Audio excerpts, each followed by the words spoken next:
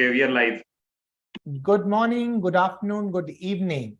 Welcome to the episode of ABWCI Dialogues, the chat show which brings in new guests, powerful women, and successful women on this platform. ABWCI is a virtual global chamber of commerce for women working towards social and economic empowerment of women entrepreneurs. Our mission is to establish a collaborative ecosystem to engage, network, identify, and leverage market opportunities globally. As I have been engaging with you and engaging with our women leaders worldwide, we are getting great response from around the world to say that when we are now generating so much of interest with talking to women entrepreneurs, we are very happy for your support. Our vision is to nurture and provide an enabling environment for women in business and to build a sustainable, better future. With your cooperation and support, we have reached 24 countries worldwide. And I always, when I talk about it, that we need your support, we need your help as to reach 196 countries by 2024 December. ABWCI Dialogue is a chat series to create a productive space that invites key stakeholders of this ecosystem to join and listen to women in business and industry. Both their ideas, journeys, experience, and challenges. ABWCI recognizes 4 big challenges for women entrepreneurs: access to finance, access to market, access to entrepreneurial ecosystem, and access to technology. To talk more about these aspects, today we have a very prominent and a very successful women entrepreneur from Maldives, Rahima Adam. Rahima is a founder of Association of Lady Entrepreneurs in Maldives and a mentor at the Cherry Blair Foundation for Women.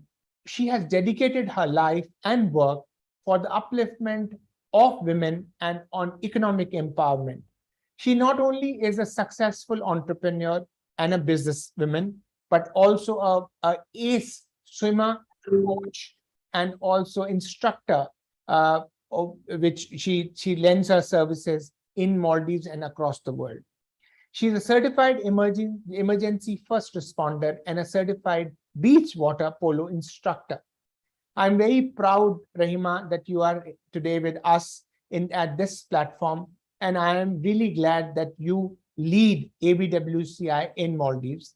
And recently, you have launched ABWCI in Maldives with the First Lady present in Maldives to see that, how more women can follow not only you, but follow the path which you have set forward.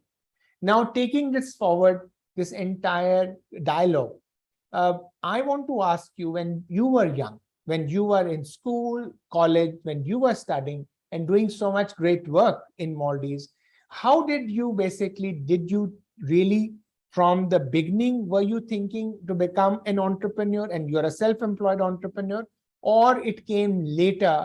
And what were the basically events which led to becoming a leader and a successful woman? So we want to hear from you, your thinking, and also to see that, more women entrepreneurs can learn from your life and your ability, that how you have taken this forward in a country like Maldives. So over to you, Rahima. We are very glad to have you here today and hope that your journey is successful each day, every day. So over to you, Rahima. Thank you very much, Mr. Pal. Actually, if I start from my childhood, I would like to say that I was grown up with my father only. My mother passed away when I was only 7 years old. So I was grown up with my 3 sisters and my father, and he was actually very, very supportive.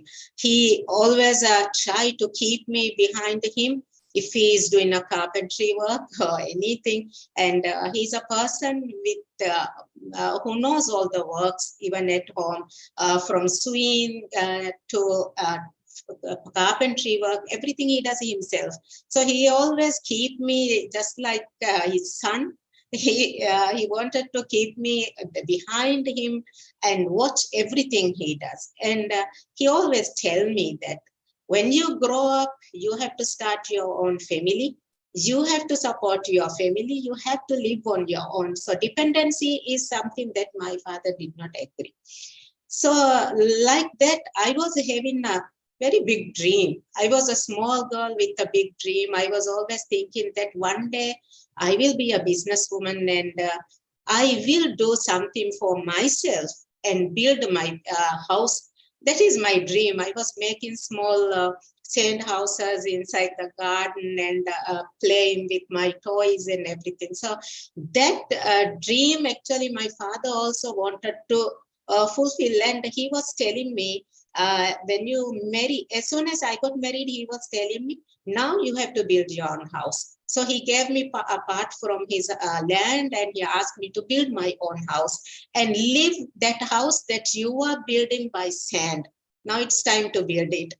So, but I came actually, my family background, we are from not very wealthy, but we are standard family. So there was not much opportunity for me during that time to go for higher studies or anything like that. But even that, I was thinking I have to specialize in some area so that which will be always keeping me to work and earn for myself. So just after I finished my school, I did teachers training. And I was a government teacher. First, I started as a government teacher.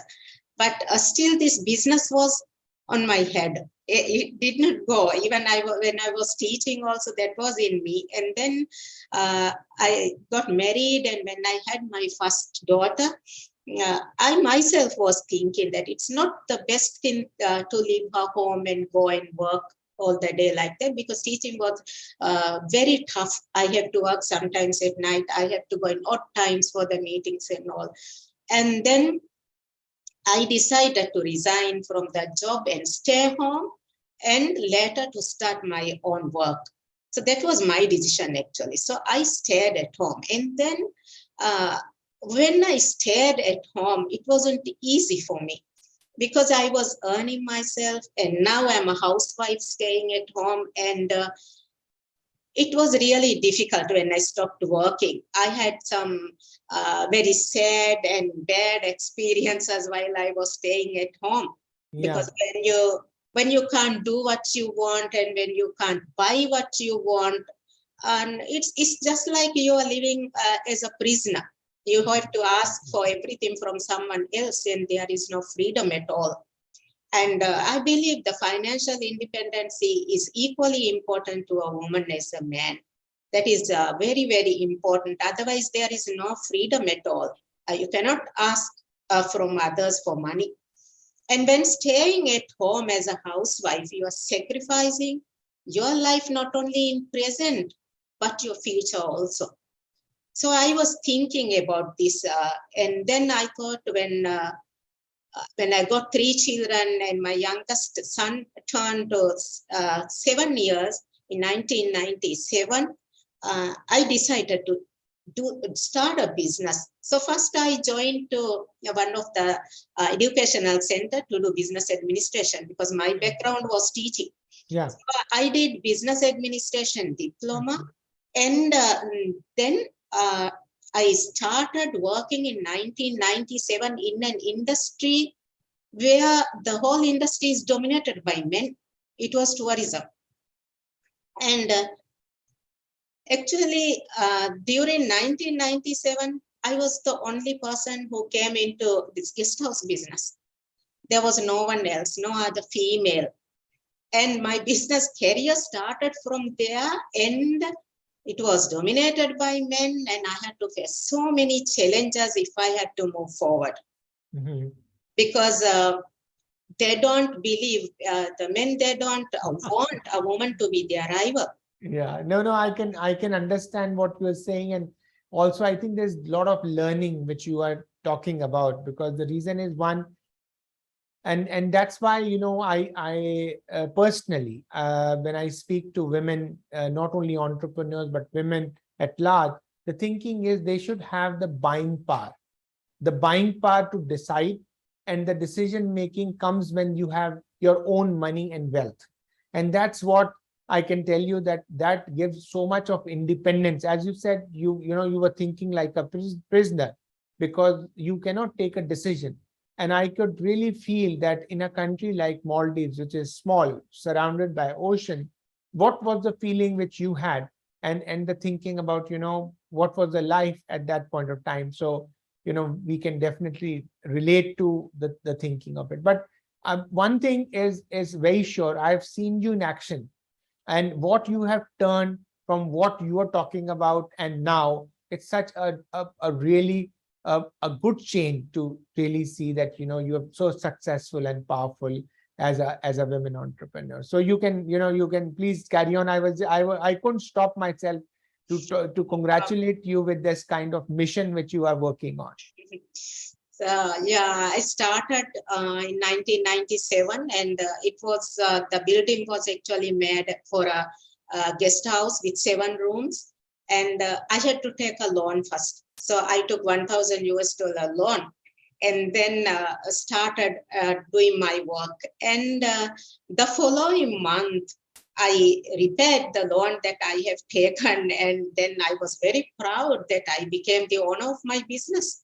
So that time, a little thing also for me, it was success. And then I was thinking, yeah, now I have to think about how to promote this place, because no one knows that place. Actually, when I took the place, even the taxi drivers don't know when we mention the name, or even the tourists mention the place. So, and then what I started was I had to face a lot of challenges, and also I had to start again doing this marketing thing also. So first 2 to 3 months actually I spent on doing marketing, and it was lot of work actually.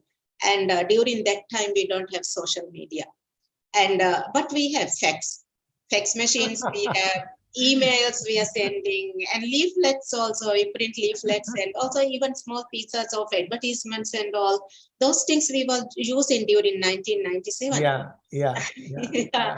And I used to send all these emails, and every day I sit and send repeatedly these emails to all the travel agencies, and all the government officers also.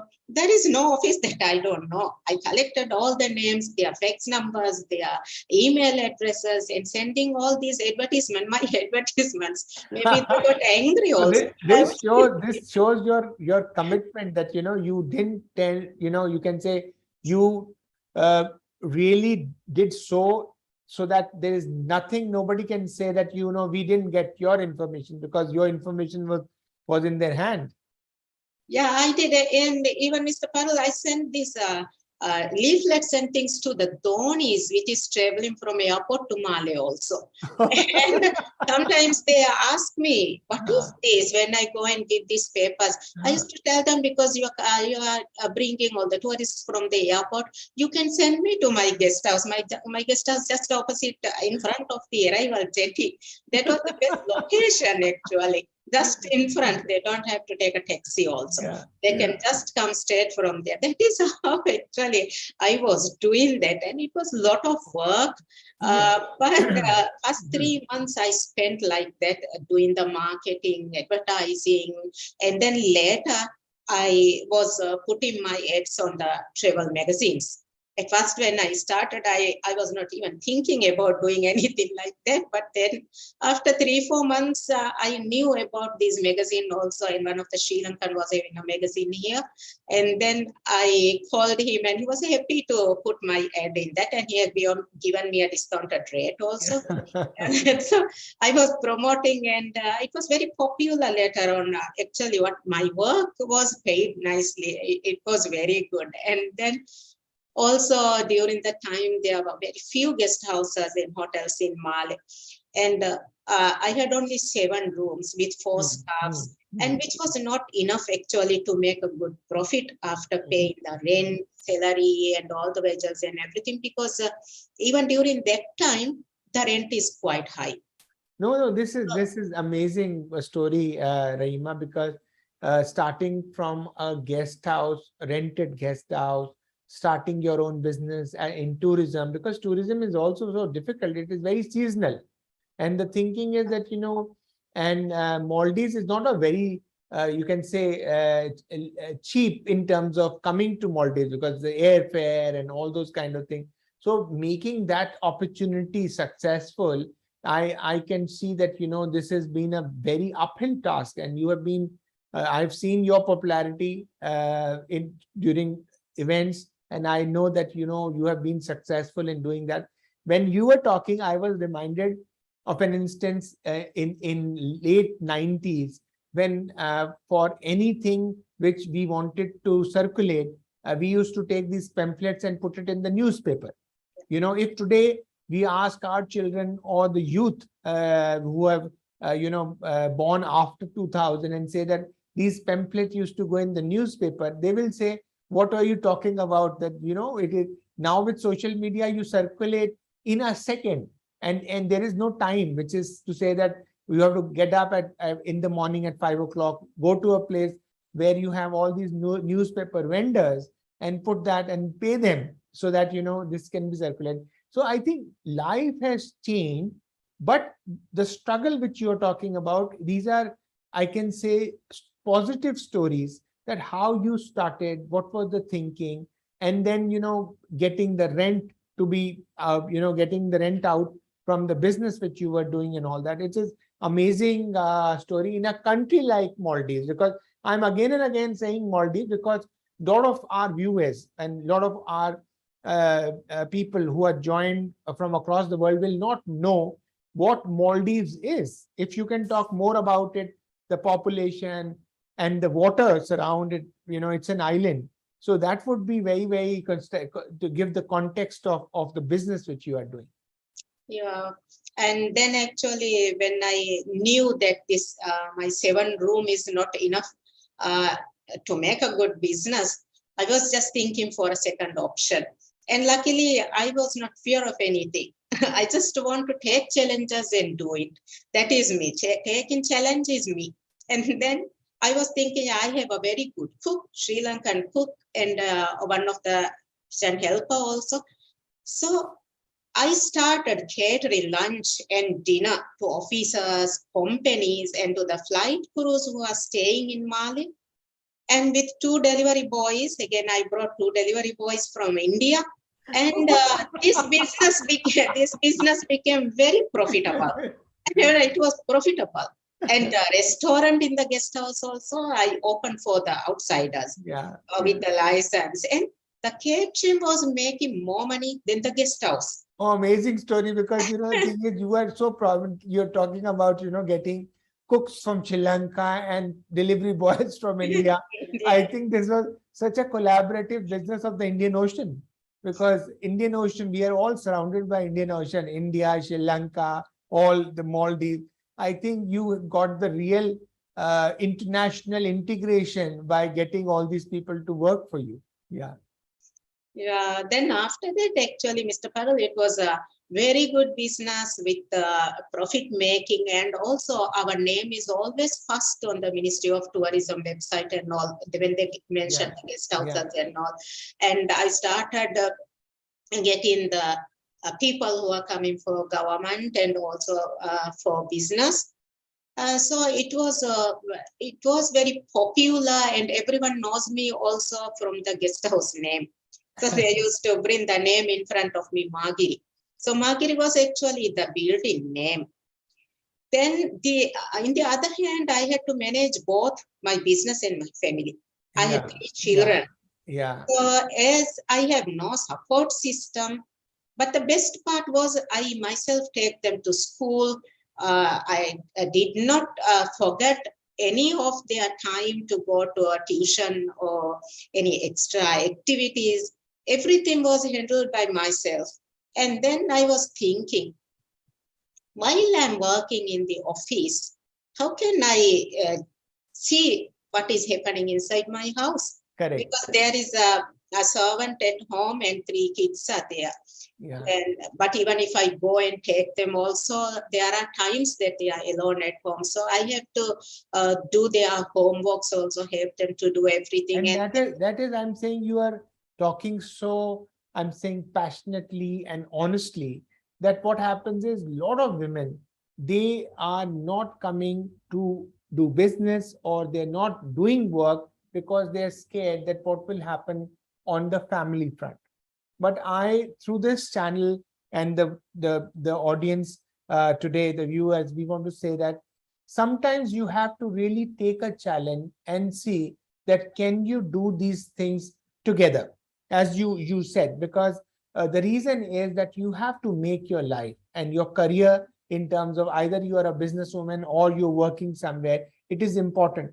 But as a businesswoman, it gives you a lot of flexibility because you are not answerable to a boss, I'm saying, because you had your own flexibility of your time and all that. I think that is more important for our viewers who are also women entrepreneurs to see that take a plunge and do it, and don't be scared of what will happen tomorrow. I think tomorrow will be beautiful, because if you are scared of tomorrow, you will not be in a position to live today. That's what I am telling you, because I'm an entrepreneur myself, and my thinking is I'm always thinking tomorrow will be better. Of course, yes. And you know what I did was that in the guest house we have PABX. So I talked to the communication office and install a PABX extension to my house, because my work and office is in two ends of Male. It's very far if I have to go. So when I install this extension line to my home, it's just like that I'm sitting inside the house. Because the children, I started doing their homeworks and everything, because they have to only dial on one number and always their mom is on the line. So Rahima, I think, after we finish this episode, a lot of our viewers will come to Male and to Maldives because they want to really meet you, because what kind of an amazing story you are. Because the reason is that getting all these thinking to say, okay, if I'll have PBX, you are thinking like me, getting the phone and saying, Mommy, where is Mommy? And, Mommy is online. So at least they are not feeling that you are far away. Yes, they don't feel that way. So even if they fight also, one of them will come and dial on that number and tell, Mommy, he's fighting with me and all these things. So I can just advise them not to do it, because it actually brought business and home together. So I was in with the children, and then I was working in the office. It's two different locations, but I don't realize that. Even children don't realize that. And I can tell them now. I think this is a big learning for our young entrepreneurs to see that not only they have to think that how this has to be worked, but you work beautifully because you had thought that I have to work. I will not leave my work. Because sometimes what happens is that a lot of women, especially entrepreneurs, when there is too much work, they feel, okay, I will stop this business and I will not do, because I will now concentrate on family. I think that is the thinking which I are learning from your conversation, that learning is very important from not only understanding this, but also don't give up. Yes. The mission is not to give up. If you give up, you will not get a second chance, because restarting your life and restarting and rebooting your business will be very, very difficult. Why I'm again and again coming in and talking about it, because I want the viewers to understand that the context is that never give up. If you give up, then the life would be not coming back to that normal, and rebooting is sometimes not easy as such, as you really do. That is very true. Very true, Mr. Parul. Even now we are using PABX and things, and it is very good, especially for a mother who is working outside, make something like this, which is convenient for both family and them. So use the Very technology, important. use what you have, what resources you have. I think that is important. What you are in your discussion, it's coming out as such. So Rahima, when you talk about Maldives, how now, what size of the business you have? Like how many guest houses? How are you managing that? And if our viewers want to come to Malay and Maldives, they will definitely will want to come and then stay with you. Now, actually, the location, this Malé, capital island Malé, is very, very expensive. Yeah. And during 2017, the company decided to leave the guest house because of the high cost of rent and all these things. Yeah. But now again, we have already bought a land from North Maldives, that is which is going to be an international airport very soon, and that is the closest to the India also. Okay. We call it Hanimad. That's an island. So we have already bought a land from there now. So which will be, after we finish the building, then that will be very convenient for people who are coming from India actually, because by the time airport also will be an international airport. Yeah. So because of that, actually, I had to leave the guest houses because the cost is not worth. Rising prices. Rising. And the other thing is, when the landlord knows that I'm doing business there, and the rent is increasing. Yeah. Every time when we have to make the contract, the rent increases. Yeah. That is another issue. No, that I can understand. So from that perspective, I think that's another reason that you have to, and this is a lesson for many women who are in business, is to see that you have to do the cost optimization, because to see that sometimes if you are in a running business, you always say that no problem, let's reduce the profitability. But what you are talking about, it sometimes you have to take a hard decision to say that how things are and all that. So Rahima, now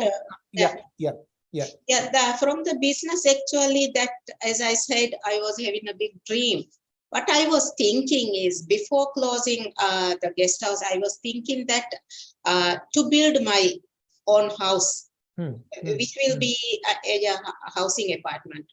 So I started building my house in 2003. That is, the second guest house was also during that time, the same year. It started in Mafannu, and then I started my house also building. And the happiest part for that is the 20% of the equity for the loan was invested by myself from my own business. And then when my children finished studying, they had their own home finished and ready to live. That was my biggest achievement from that. So after that, and we are working in real estate, as well as now going to start this new. Yes. So now Rahima, when we talk about business women like you, how big is the community in Maldives? How many women are there in terms of who are in business, or what is the ecosystem look like now? There are a lot of business women. I can say there are quite a lot of people. Some are with huge businesses, and that people, like, they have their background, business background, family background, and those people are still continuing their businesses. But the people who are starting newly, and especially the youth and also the women who starts new businesses, the ecosystem actually have to be created for them, for supporting women entrepreneurs. Directly or indirectly, there are so many things they can do. Now, the thing is, first they have to provide access to finance. And even if they are going for a loan, its interest rate is very high. It is very, very difficult for them. So that is one thing. If we are taking a loan from the bank, national bank, the interest rate is about 12%. And also with that, they have to show a collateral. And most of these women, they don't have their own collaterals. As a collateral, the bank accepts houses, lands, and these things. But women are not wealthier that much, so they cannot afford to show land or a house or a vessel. Even cars and things are not accepted. Yeah, because it's immovable, they need immovable property, and the collateral have to Yeah. be on that. So there are any other way the government has come about to help women entrepreneurs? Any scheme which they have started? Anything which you can talk about Not in so, Maldives? so far, no. I cannot say so far they have any schemes like that. But sometimes when the government receives funds for agriculture and things, they allocate about 40% of the funding for women entrepreneurs. But that happens very rarely because in most cases, even those lands, agricultural lands are also when it comes for the bidding, the rich people can win because they have to pay some amount, certain amount they have to have in the account, and they have to buy the bidding papers and all these things. And the ordinary people, for the ordinary people, it is not worth doing that. They don't have that much of money. So Yeah. even women entrepreneurs are facing the same issues, that uh, and the other thing, when we talk about the ecosystem, they need more training opportunities to develop their talents as well. And they should have to develop their knowledge and talent, and also to promote their business, like from the TV channels. It is not affordable. Correct. The TVs are commercial TVs, and it is not affordable. So the So small businesses cannot do anything like this. yeah, yeah. No, I can understand that. But now with our, ABWCI and you, as because you also have your association, I think there is the change which will be now coming in the future is more to say that, what we are offering is one-stop solution on courses, events, capacity building, access to finance opportunities. For example, if we can have a collaboration with government of Maldives, that what kind of ecosystem development which we can do. I think these are ways which can improve the situation of women in Maldives as such, because one, being a small country, I think the challenges are very, very on the face of it. Because the thing is that, there are no other avenues for smaller things. They have to go abroad, if they want something to be done. So do you see now, when you were in late 90s, when you started, and the situation now, do you see that situation has improved in that, or the situation has it's become more difficult in this age when things are more on the technology part of it? I can say some changes are there, some positive changes are also there. But the problem is when we are talking about women, it is connected with financing background, support system and all. And if they don't get loans easily, it's like when I started in 1997, the same thing still practicing. And this will not help our women entrepreneurs unless if they have a financial backup, somebody to support them. Yeah. That is the only way that they can move forward. And the people who are successful in business are the people that they have support system, and their families are wealthy, or they are somehow they have got something from inheritance. Yeah. People are still successful. So you are saying that, for first time entrepreneur, to entry barriers are very strong in terms of there are entry barriers. But for entrepreneurs who are basically have a family background in business, are in a position to do much better, because they had one, they have collateral, they have the sound bearing to see that they can get onto banks and financial institutions and also get funding and good ideas as such. So Yes. that is the situation you are saying. And, Yes. and the situation has not changed when the government wants to provide those kind of ecosystem support which will be helpful. So I think what I've heard, I'm repeating because for our viewers to understand that. Yes. Now coming to, before we let our audience send us questions, what are the, what are the learnings, or you can say the biggest successes and biggest failures? If my question is more on these two, what prominent failures in your life which you feel that, okay, at that time, if you would have done differently, I think, things would have been better. Or what was the biggest success? That because the success you spoke about, starting the catering business, which was very successful, and other things. So what are the examples which you can put?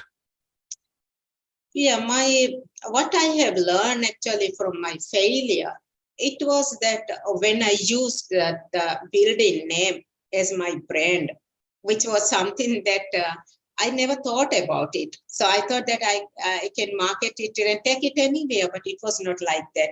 So later on, I realized that when I had to leave the place, I realized that I had to choose my own brand, which I can always carry with me. So even now, when I'm doing the trainings also, I tell everybody that choose your own brand and keep it as a trademark wherever you go. Use that for everything, because Yeah.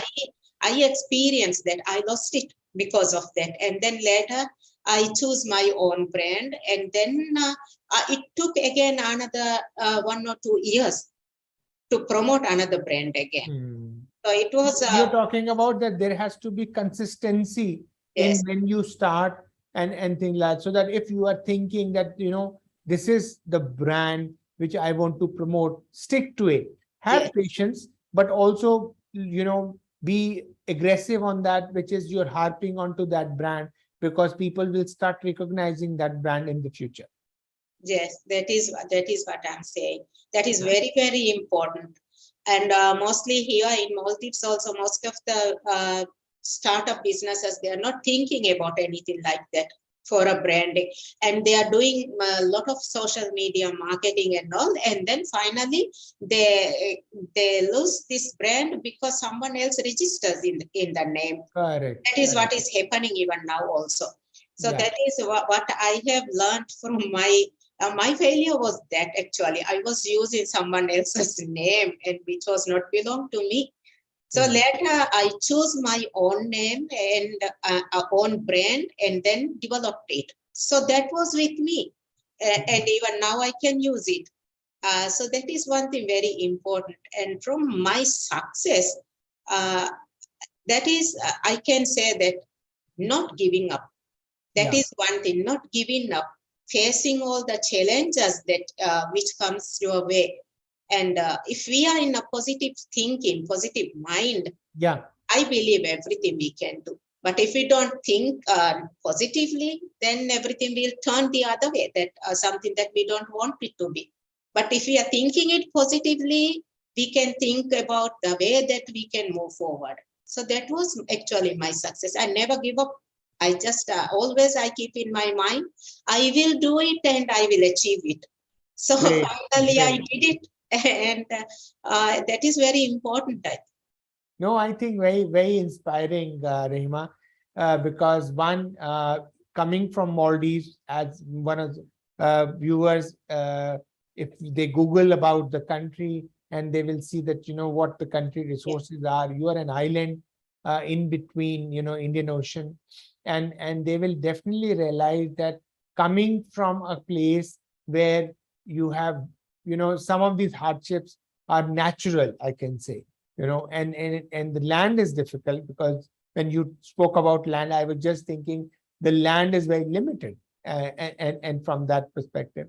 And then, you have made a mark not only in your life, business, and then starting the association.